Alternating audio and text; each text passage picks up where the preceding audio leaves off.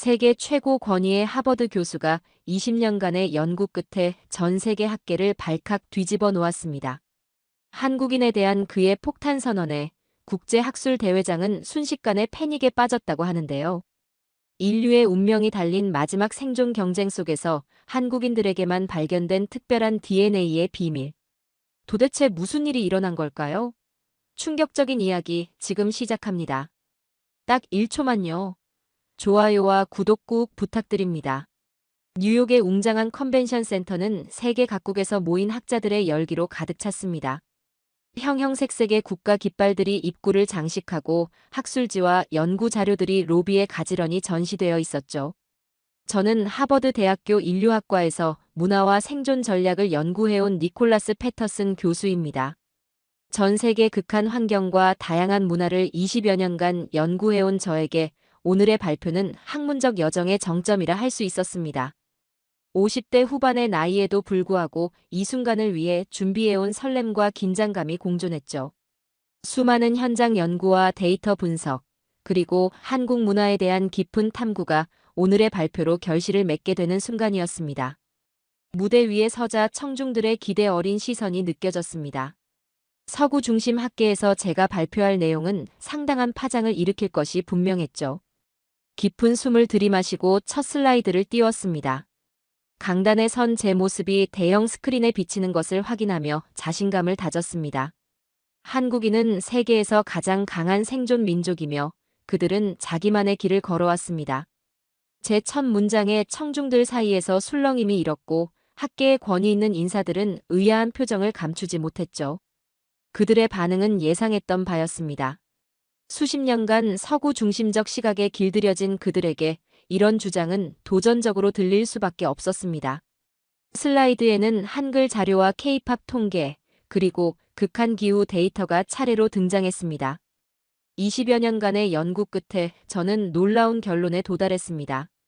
한국인들이 어떻게 독자적인 한국스러움으로 세계를 사로잡았는지 오늘 여러분께 증명하겠습니다. 청중 사이에서 작은 웅성거림이 들려왔죠. 동료 학자들의 눈빛에서 의구심과 호기심이 교차하는 것을 느낄 수 있었습니다. 제 목소리에는 냉철한 학자로서의 논리와 함께 한국 문화에 대한 깊은 존경심이 담겼습니다. 수년간의 현장 연구에서 체득한 확신이 자신감으로 표현된 것이었죠. 청중들은 의아한 표정과 호기심 어린 눈빛으로 발표에 집중하기 시작했습니다. 만약 인류가 우주로 이주한다면 가장 먼저 성공적으로 정착할 민족은 바로 한국일 것입니다. 확신에 찬 목소리로 선언했습니다. 이어 한국만의 강인함과 집단주의, 그리고 장인 정신의 결합이 인류 생존의 열쇠라고 덧붙였죠. 첨단 데이터 시각화 자료가 스크린에 펼쳐지며 제 주장을 뒷받침했습니다. 장내는 더욱 술렁이기 시작했습니다. 몇몇 동료 학자들은 황당하다는 표정이었지만 대다수는 호기심으로 가득 찬 눈빛이었습니다. 그들의 반응은 새로운 패러다임을 받아들이는 과정에서 나타나는 자연스러운 현상이었고 저는 그들의 의문이 이해되었죠. 레이저 포인터로 다음 슬라이드를 가리키며 본격적인 분석을 시작했습니다. 이제 한국이 어떻게 극한의 환경에서 생존하고 번영했는지 그 놀라운 여정을 살펴보겠습니다. 제가 수집한 ERA5 기후 데이터는 한국이 얼마나 극단적인 환경에 놓여 있는지를 명확히 보여줍니다. 청중의 집중된 시선 속에서 두 번째 슬라이드로 넘어갔고 화면에는 한반도의 위성 기후 지도와 함께 ERA5 기후 데이터가 그래프로 표시되었습니다. 수치와 색상으로 표현된 극단적인 기후 변화가 확연히 드러났죠. 이것은 한반도의 사계절 기후 변화를 보여주는 ERA5 데이터입니다. 한국의 여름은 40도에 육박하는 폭염과 장마가 교차하며 겨울에는 영하 20도까지 내려가는 혹한과 폭설이 몰아칩니다. 봄에는 황사와 미세먼지로 숨쉬기조차 어려운 날들이 이어지죠. 자료를 가리키며 설명했습니다. 청중들의 표정이 심각해지기 시작했습니다. 저는 이어서 지도를 확대해 한반도 주변의 지정학적 상황을 보여주었습니다. 더 놀라운 것은 북한, 중국, 일본, 러시아 같은 강대국에 둘러싸인 지정학적 위치입니다. 이런 환경에서 국가 발전 자체가 어려웠어야 정상인데 한국은 오히려 전 세계가 놀랄 경제 대국으로 성장했습니다. 20년간의 연구 데이터를 꼼꼼히 교차 검증하며 준비한 자료들이었습니다. 각 수치와 그래프를 설명할 때마다 제 가슴은 학문적 호기심으로 뛰었죠. 이 나라는 대체 어떻게 여기까지 왔을까요? 이 질문이 제 연구의 출발점이었습니다. 슬라이드는 한국의 계절별 극한 현상들을 보여주는 사진들로 넘어갔습니다. 한강이 얼어붙은 겨울 풍경, 폭염으로 지친 도시의 모습, 황사로 뒤덮인 서울 하늘, 장마로 침수된 거리들이 차례로 나타났죠. 여름 체감온도 40도에서 겨울 영하 20도, 거기에 황사와 미세먼지까지 더해지는 이곳은 마치 지구의 생존 레이스 결승전이 벌어지는 곳과 같습니다. 발표장 구석에서 한국인으로 보이는 청중들이 고개를 끄덕이는 모습이 눈에 들어왔습니다. 그들은 제가 말하는 환경을 몸소 경험한 사람들이었죠. 반면 서구권 학자들은 놀라움을 감추지 못하는 표정이었습니다. 더 놀라운 것은 이러한 기후적 도전을 넘어 한반도는 지난 100년간 식민 지배, 전쟁, 분단이라는 역사적 시련까지 겪었다는 점입니다. 그럼에도 불구하고 한국은 폐허에서 일어나 세계 10위권의 경제 강국으로 성장했습니다. 제 목소리에는 존경심이 묻어났죠. 다음 슬라이드에서는 세계 각국의 경제 성장률 비교 자료를 보여주었습니다. 한국은 이러한 극한 환경에서도 단 50년 만에 농업국가에서 첨단 산업국가로 탈바꿈했습니다. 이것은 세계 역사상 유례없는 발전 속도입니다. 그렇다면 무엇이 이런 놀라운 성과를 가능하게 했을까요? 청중들의 호기심 어린 눈빛이 더욱 깊어졌습니다. 그 해답은 바로 한국만의 독특한 문화적 특성, 특히 100% 한국스러움에 있습니다.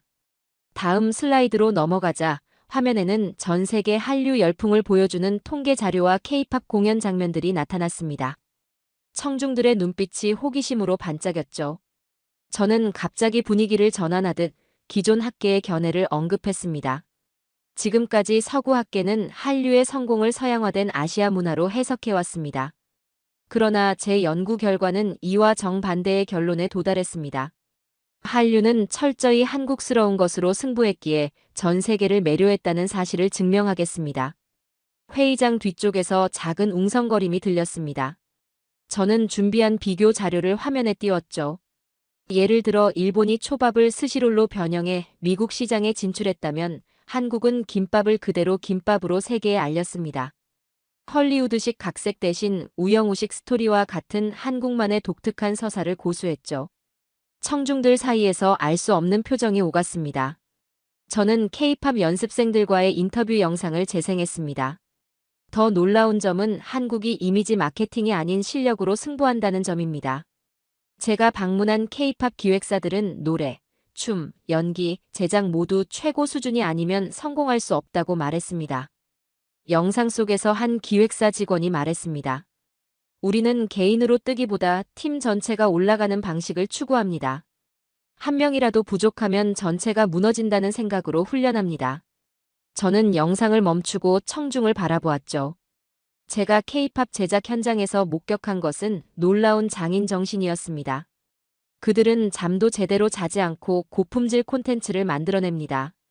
한 안무가는 3초짜리 동작을 완벽하게 만들기 위해 3주를 투자했습니다. 청중들의 표정이 점점 진지해졌습니다. 이어서 세계 각국의 문화산업 수출 통계를 보여주었습니다. 2000년대 초반까지만 해도 한국 문화산업의 글로벌 점유율은 미미했습니다. 그러나 지금은 음악, 드라마, 영화, 게임 등 다양한 분야에서 세계 시장을 장악하고 있습니다. 이것은 단순한 트렌드가 아닌 실력과 한국만의 독창성이 만들어낸 결과입니다. 저는 연구 과정에서 만났던 한국인 프로듀서의 말을 인용했습니다. 그는 제게 이렇게 말했습니다. 우리는 다른 나라를 따라 하지 않습니다. 우리만의 방식으로 최고를 만들어내죠. 그것이 세계가 우리에게 매료된 이유입니다. 청중 사이에서 동의의 고개짓이 보였죠. 한류의 성공은 그들처럼이 아닌 우리답게 승부한 결과입니다. 이것은 단순한 문화 현상을 넘어 한국인의 정체성과 생존 전략을 보여주는 중요한 사례입니다. 제 목소리에는 학문적 열정이 담겼습니다. 다음 슬라이드로 넘어가며 말을 이었죠. 그렇다면 이러한 실력 우선주의와 한국스러움이 위기 상황에서는 어떻게 발현될까요? 다음은 한국 사회의 독특한 책임 문화에 대해 살펴보겠습니다. 화면에 한국의 대형 사건 사고 뉴스 헤드라인들이 나타났습니다. 세월호 참사, 이태원 참사 등 안타까운 사건들이 시간 순으로 정리되어 있었습니다. 저는 잠시 숙연한 표정으로 침묵을 지켰다가 조용히 말을 이어갔죠. 지금부터 말씀드릴 내용은 한국 사회의 가장 독특한 특성 중 하나입니다. 바로 책임 문화입니다. 제가 한국에서 대형 사건이 발생했을 때 가장 먼저 들었던 질문은 누가 책임지나? 였습니다. 슬라이드에는 사고 후 사임하는 정치인들과 공무원들의 모습이 나타났습니다.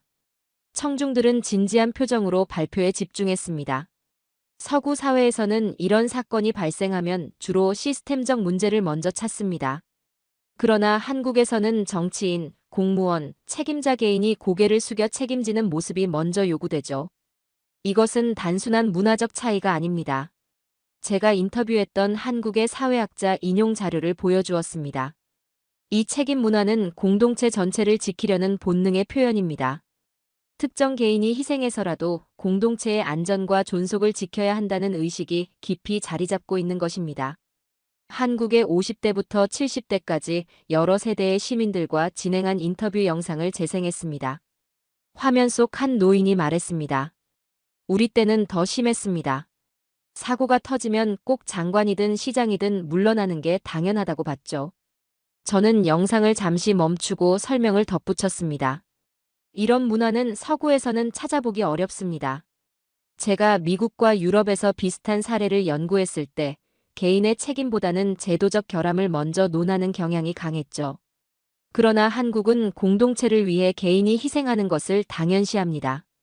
다른 영상에서는 중년의 한국인이 이야기했습니다. 우리나라는 위기가 오면 누군가 책임지고 물러나야 한다고 생각합니다. 그래야 다음 사람이 조심하고 같은 실수를 반복하지 않으니까요. 저는 고개를 끄덕이며 청중을 바라보았습니다.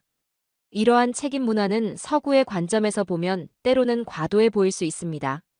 그러나 이것이 한국 사회가 위기를 극복하고 빠르게 발전할 수 있었던 원동력 중 하나입니다. 사건이 터졌을 때 누가 책임질 것인가를 묻는 민족성은 사실 공동체를 지키려는 절박함의 표현입니다. 청중들 사이에서 작은 토론이 일어나기 시작했습니다. 몇몇은 고개를 끄덕이며 동의하는 듯했고 일부는 의문을 표하는 표정이었죠. 저는 그들의 반응을 지켜보며 잠시 멈추었다가 다시 말을 이었습니다. 이런 책임 문화가 단순히 부정적인 것만은 아닙니다. 위기를 극복하는 과정에서 공동체 전체가 더 강해지고 같은 실수를 반복하지 않게 하는 안전장치로 작용하기도 합니다. 바로 이런 문화적 특성이 한국을 지금까지 강인하게 만들어 온 것입니다. 다음 슬라이드로 넘어가며 말을 마무리했습니다. 하지만 이러한 책임 문화는 세대 간 갈등 속에서도 어떻게 공동체 의식을 유지하는지에 대한 의문을 남깁니다. 다음은 세대 갈등에도 불구하고 강한 공동체를 지키는 한국만의 방식에 대해 살펴보겠습니다. 다음 슬라이드에는 한국의 세대 갈등을 보여주는 뉴스 기사들과 통계 자료가 나타났습니다. 저는 청중들의 표정을 살피며 말을 이어갔습니다. 현대 한국 사회에서는 요즘 젊은 세대가 개인주의적이라는 우려가 있습니다. MZ세대와 기성세대 간의 가치관 차이도 분명히 존재하죠. 그러나 제 연구 결과 여전히 한국의 공동체 의식은 해외 어느 곳보다 강하다는 점이 확인되었습니다. 청중들의 관심이 집중되는 것을 느끼며 역사적 자료를 보여주었습니다. 1970년대 새마을 운동의 흑백 사진들과 1988년 서울올림픽 당시의 영상이 화면에 나타났죠. 50대에서 70대 한국인들이 경험한 이 두 역사적 사건은 한국 공동체 의식의 원형을 보여줍니다.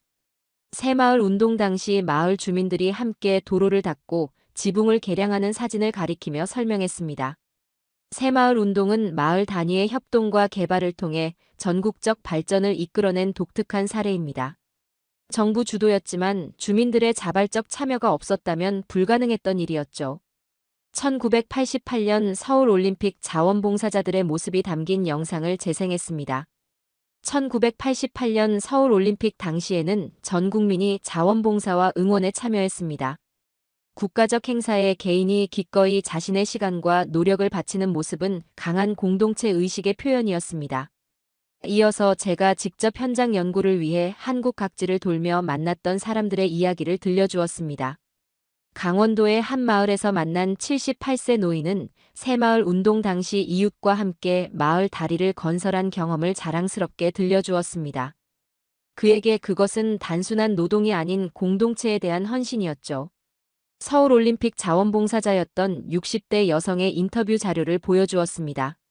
그녀는 제게 이렇게 말했습니다. 우리나라가 세계에 처음으로 제대로 얼굴을 내미는 순간이었어요. 모두가 한마음이 되어 최선을 다했습니다. 그때의 자부심은 지금도 생생합니다.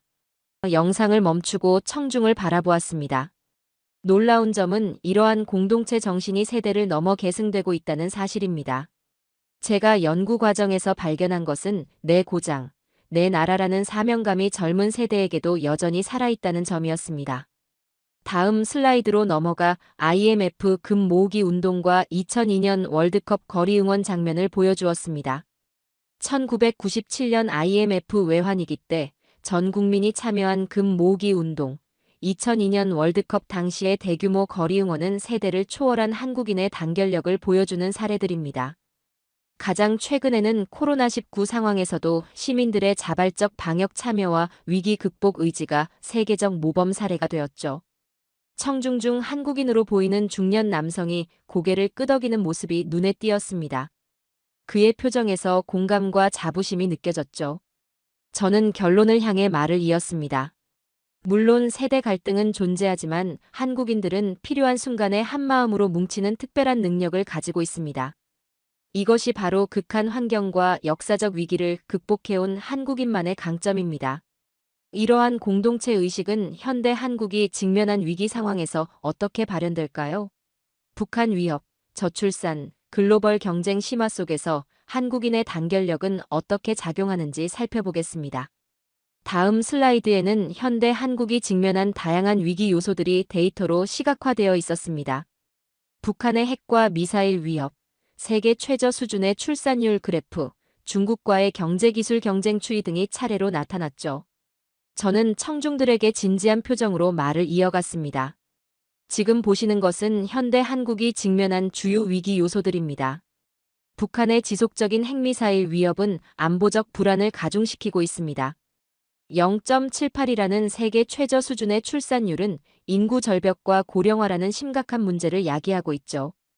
여기에 중국과의 치열한 경제기술 경쟁까지 더해져 상황은 더욱 복잡해지고 있습니다. 청중들의 표정이 심각해졌습니다. 그러나 저는 미소를 지으며 다음 자료로 넘어갔죠. 그러나 한국인들은 이러한 위기에 처할수록 우리끼리라도 어떻게 해보자며 단결하는 놀라운 특성을 보여줍니다. 다음 화면에는 IMF 금 모으기 운동 당시의 영상이 재생되었습니다. 수많은 시민들이 자발적으로 금을 내놓는 모습에 청중들의 시선이 집중되었습니다. 1997년 외환위기 당시 한국인들은 자발적으로 금 모으기 운동에 참여했습니다. 결혼반지, 갑오로 물려받은 금귀걸이, 심지어 금메달까지 국가를 위해 기꺼이 내놓았죠. 약 227톤, 현재 가치로 약 130억 달러에 달하는 금이 모였습니다. 이어서 2019년 일본과의 무역 분쟁 당시 불매운동에 참여한 시민들의 모습, 최근의 재해 시 기부 릴레이 등 다양한 사례 영상이 이어졌습니다. 위기가 닥칠 때마다 한국인들은 놀라운 단결력을 보여줍니다. 이것은 단순한 애국심이나 민족주의를 넘어선 생존 본능의 발현입니다. 제가 인터뷰한 비교문화 심리학 전문가의 말을 인용했습니다. 미국이나 유럽 국가들은 위기 시에 오히려 정치적 분열이 심화되는 경향이 있습니다. 반면 한국은 대외적 위협이나 경제 위기 앞에서 정치적 견해 차이를 넘어 단결하는 모습을 보입니다. 이는 매우 독특한 문화적 특성입니다. 인터뷰 영상에서 50대에서 70대 한국 시민들의 생생한 증언이 이어졌습니다. IMF 때도 그랬고 코로나 때도 그랬죠. 우리나라는 위기가 오면 더 뭉칩니다. 한 노인의 확신에 찬 목소리가 울려 퍼졌죠. 저는 이러한 증언들을 바탕으로 분석 결과를 제시했습니다. 이러한 단결력은 극한의 환경과 역사적 시련을 거치며 형성된 한국인의 생존 전략입니다. 북한이 위협해도 경제 위기가 와도 한국은 한마음으로 돌파합니다. 바로 여기서 한국인의 진정한 강인함이 드러납니다. 청중들 사이에서 작은 토론이 일어나는 것이 느껴졌습니다. 저는 이 기회를 활용해 더 깊은 통찰을 나누었죠. 이러한 단결력은 단기적 위기 대응을 넘어 장기적인 회복력으로 이어집니다. 한국이 지난 수십 년간 수많은 위기를 극복하고 계속해서 성장할 수 있었던 비결이 바로 여기에 있습니다. 이러한 한국인의 생존 DNA와 단결력은 미래 인류의 도전, 심지어 우주 이주에서도 중요한 자산이 될 수 있습니다.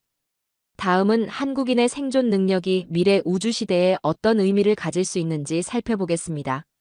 마지막 세션을 알리는 종합토론 자리였고, 청중석에는 다양한 국적의 학자들이 제 발표에 대한 의견을 나누고 있었죠. 저는 마지막 슬라이드를 띄우며 결론을 시작했습니다. 오늘 제가 여러분과 공유한 연구 결과를 요약하자면, 한국은 극한 기후와 지정학적 위기를 공동체 정신과 책임 문화로 돌파해온 장인 민족입니다. 화면에는 제가 발표한 핵심 요점들이 정리되어 있었습니다. 청중석의 긴장감이 느껴졌고, 처음과 달리 이제는 많은 학자들이 진지한 표정으로 경청하고 있었죠. 우리는 새마을 운동부터 시작해 88올림픽, IMF 금 모으기 등 역사적 사건들을 살펴보았습니다. 이어서 현재의 K-팝과 한글의 과학성, 그리고 미래 우주 이주 가능성까지 연결해 보았죠. 도표에는 한국의 경제 성장 곡선과 문화적 영향력 확대 추이가 함께 표시되었습니다. 한국은 지난 반세기 만에 불가능을 가능케 했습니다. 한강의 기적이라 불리는 경제 성장은 물론 이제는 문화적으로도 세계가 주목하는 나라가 되었죠. 이것은 우연이 아닌 한국인만의 독특한 생존 DNA가 만들어낸 결과입니다. 제 목소리에는 확신과 존경이 담겼고 20년간의 연구가 이 순간을 위한 것이었음을 느꼈죠. 그러나 이것은 단순히 한국가의 성공 사례로만 볼 것이 아닙니다. 한국의 경험은 인류 전체가 배울 수 있는 소중한 교훈을 담고 있죠. 청중 속에서 한 서구권 학자가 손을 들었습니다. 교수님, 한국의 이런 특성이 서구 사회에도 적용 가능할까요? 저는 잠시 생각하다 대답했습니다. 물론입니다. 한국과 세계의 협력 체계를 강화한다면 인류 전체가 새로운 도약을 할 수 있습니다. 예를 들어 한국의 공동체 중심 위기 대응 시스템은 기후변화나 팬데믹과 같은 글로벌 위기 상황에서 매우 효과적인 모델이 될 수 있습니다. 토론은 더욱 활발해졌고 한국인 학자가 일어나 말했습니다. 패터슨 교수님의 연구는 우리 한국인에게도 큰 의미가 있습니다. 때로는 외부의 시선이 우리 스스로도 미처 깨닫지 못했던 가치를 발견하게 해주니까요. 저는 감사의 표정으로 고개를 끄덕였습니다. 저는 하버드 교수이지만 한국에서 배운 것이 더 많습니다. 위기에 맞서는 용기, 공동체를 위한 헌신, 그리고 끊임없는 혁신 정신은 제 인생과 학문적 여정에도 큰 영향을 주었습니다. 마지막 슬라이드에는 함께 만드는 미래라는 제목 아래 국제협력 네트워크 구상도가 나타났습니다. 앞으로의 세계는 어느 한 국가나 문화의 독주가 아닌 다양한 지혜의 결합이 중요합니다. 그 중심에 한국의 경험과 정신이 중요한 역할을 할 수 있다고 저는 확신합니다. 한국 측 학자와 시민들이 화답했습니다. 우리도 배울 점 많지만 그래도 이만큼 키워낸 것은 대단한 일이었습니다. 그들의 눈빛에서 자부심과 겸손함이 동시에 느껴졌습니다. 저는 마지막 결론을 향해 나아갔습니다. 한민족은 생존, 책임, 공동체 정신을 모두 갖춘 세계 최강 DNA를 가졌습니다. 이것이 전 세계가 놀라는 한국인의 힘입니다. 그리고 이 힘은 미래 인류가 직면할 도전에 맞서는 소중한 자산이 될 것입니다. 청중들이 일제히 박수를 보내기 시작했고 처음에는 의구심 가득했던 그들의 표정이 이제는 존경과 공감으로 바뀌어 있었죠. 저는 가슴 깊이 감사함을 느끼며 마지막 인사를 건넸습니다.